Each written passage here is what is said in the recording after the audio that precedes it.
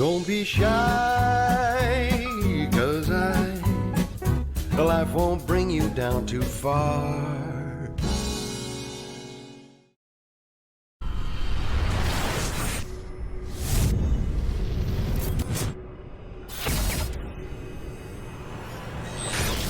Right to back for IFTV in association with MPK Global. With me, Dean Whyte himself. Dean, how are you doing? I'm good, you know, just here in the gym with the lads, training, putting in this work. You know what I'm saying? You know what I mean? Gonna like I'm in the camp as well, you know what I'm saying? Ready for tomorrow, getting in, putting in that smoke. I can see that sweat dripping down from the forehead. The man is ready. You never see him on the scales, man. He's ready for tomorrow. He's in good shape, though, you know what I'm saying? A very, very tough 12 months. Fight with Oscar Rivas. He fought Marius Wack in Saudi Arabia. Wasn't in the greatest position. Just from his physique perspective, he brought in Ruben Tavares to the camp. He's looking at Obviously, I'm sure you know, from the Marius Wack fight, obviously, him not being in shape was kind of accumulation and stuff. Being on MasterChef, not going into too much. Obviously, we know what the issue was. He had a situation looming, so he was under stress and pressure. And he kind of took it on short notice anyway. So, you know, as you can see today on the scales, he's about, what, 2.5 stone, 2 stone lighter. So you know he means business. You know what I'm saying? So afterwards, he done an interview, and you could clearly see he was visibly upset. And he felt like, you know, maybe he let himself down and let down, you know, the team and stuff. But, you know, he's a warrior. He went in there, he got an ugly win, and he just moved forward now to this fight now, and then, you know, maybe he moves on to the winner of Wilder and Fury. But we got to not look past tomorrow too much. So we just got to keep it all tidy, all in check. But the first thing is he's done what he needed to do in camp. He's got himself away from everyone, got himself to Portugal. And he's brought in Ruben Tavares, and obviously they've whipped him into shape. So for me, it just shows, you know, obviously he's back on track, he's taking things serious. And then looking back at Povetkin, if we're looking at Povetkin, what was he, 16 stone? Something like that? Yeah. Yeah, so for me, like for him, I think he's, what, 5 pounds lighter than he was when he fought Hunter, I think it was it? And I think he's 5 pounds again the other way from when he fought Joshua. So he's in the middle. So you know he's in good shape. He's smaller, he's lighter. So that would suggest to me he looks like he wants to move a lot. That's what I take from that, you know, trying to come in light, because he knows Dillian's going to come in. He's going to be the bigger, the stronger man, the younger man, the fresher man.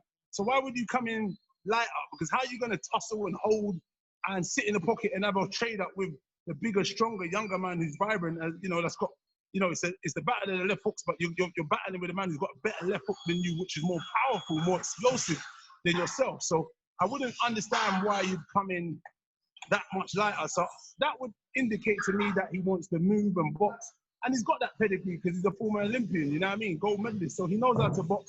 He knows how to use his jab and box on the back foot. And I guess I guess he'll try to set traps for Dillian. And probably I think for me, obviously everyone's talking about the left hook. I've got a sneaky feeling. I like the way he bobs to the left, bobs to the right. He feints the left hook and uses the uppercut. I got a feeling that's going to probably be one of his most used punch in the fight on Saturday night. And that short right overhand, what he does, and it's very, very short. So, you know, just looking at it and just trying to, you know, make my educated guess.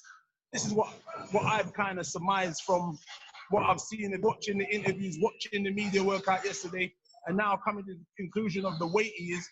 It seems like I don't think he wants to sit in the pocket and trade with the mean, devastating body snatcher.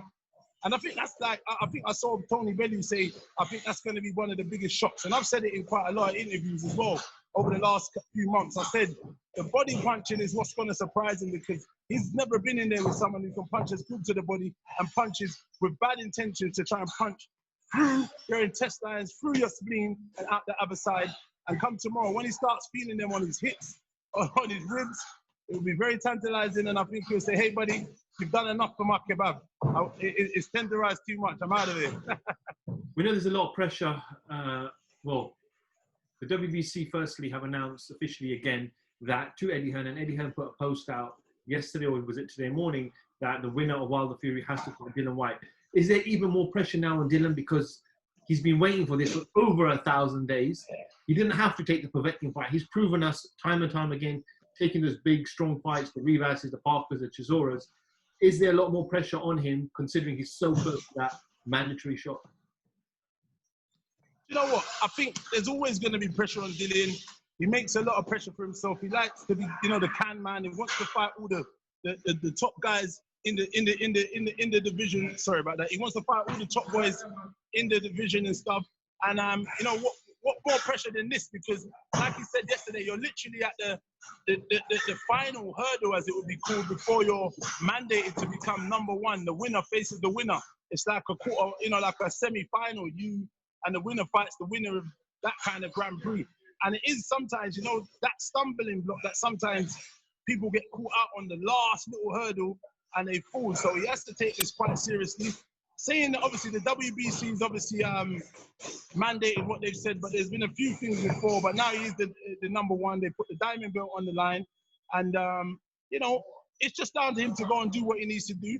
He needs to be smart, educated, apply educated pressure behind his jab.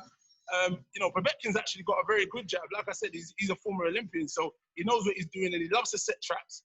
Dill needs to not make any lazy jabs that he can try and counter over the top as he does, you know, with maybe trying to bob and weave and come over with the left or the short. But he needs to be sharp and decisive and precise with that jab and feint him. I think that's what's going to be the key for him. Feinting, double jabbing, and then that will kind of negate probably any of that, him trying to set a trap with that, because from the double jab, it's going to kind of push him back, so that will push him off his balance, and we'll see. But with what's happening, we've got to see what's happening with Tyson Fury and Wilder. There's talk that Wilder isn't answering the phone and the fight might not be made in December, so Fury might take a different option. The only option is Dillian Whyte once he wins come Saturday night. But respectfully, you know, and due respect to Povetkin, we've got to get past Povetkin, you know, properly. We've got to get past Povetkin on Saturday, and then we can really kind of voice the opinions, what you know what I mean? Because you don't want to be disrespectful and, you know, talk about and overlooking and come a cropper. But yeah, no, Dill deserve this. You know, I know Tyson Fury is looking at the bigger stuff down the line, he says, with a big payday with Anthony Joshua. But, you know, listen, one step at a time, we've got to go. Saturday night, we'll see exactly what's gone on for the last 5 months in Portugal, what's it about, and we're going to see a great fight by these two. Will you be disappointed if Tyson Fury decides to vacate instead of fighting Dillian Whyte? Say that again, sorry. Would you be disappointed if Tyson Fury vacates rather than fighting Dillian Whyte? Absolutely. I've said that quite a few times as well, that I believe Tyson Fury, I don't think Tyson Fury is afraid. I wouldn't say that. I would say he's looking at it from a business aspect, and he's looking at it, he said it many times, that the belt does not dictate me. The belt does not dictate me. I am the lineal champ, and you know, no one's gonna dictate what I'm gonna do in X, Y, Z. So I feel like if they've got an option to make that fight, and there's 100 mil, 120 mil on the line, they know Dillian Whyte has come and expected to come and upset the apple cart and bring pain and destruction. And they know it's not going to be an easy ride. So they're not going to want to try and mess around with him and try and put him in the pot, because he's due to kick over the whole pot. You understand? And no one wants someone to come in and mess up their apple cart and take their money or off the table. So they'll look at it like, you know, come on, let's keep going, push through, let's go. They don't want him in that party, so they're going to try and dust it up by themselves and believe they'll come back and look at it another time. Listen, for me, I just want Dillian to get his opportunity. If it's a vacant title, if it's them fighting, so be it. But listen, he deserves his shot. It's been way too much days now. After tomorrow, we could be a lot more vocal. After Sunday, I should say, after Saturday night, and we'll see what's going on. But those boys need to fight each other or fight Dill, and let's get this party on the road, man. Give the fans what they want to see. Dillian's fans want to see him fight for the WBC world title after waiting over 1,000 days. And I hear Joshua's fans and Fury fans want to see an undisputed fight. But listen, the mandatory positions are there for a reason, man. You know what I mean? You can't sidestep and, you know, make up rules and stuff. It's there for a reason. So let's give the man his shot. He deserved it. Also want to ask you, obviously, Dillian's made a few changes to his team as well. We know Mark Tibbs was working with him for a few years now. He's got obviously Xavier in his team and now has brought in Dave Colwell. So is that again another challenge for him with a brand new team in the corner at such high level? So how many done? I do one more. Sorry, so say that again.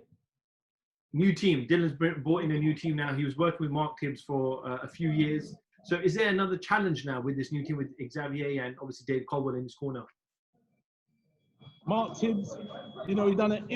Mark Tibbs came into the team and he done a great job. They gelled well. They had a good relationship for the last 4 years, I believe it was. 3.5, 4 years, and he was an integral part of Team White, and he helped calm Dill, quiet him down, and they gelled well together.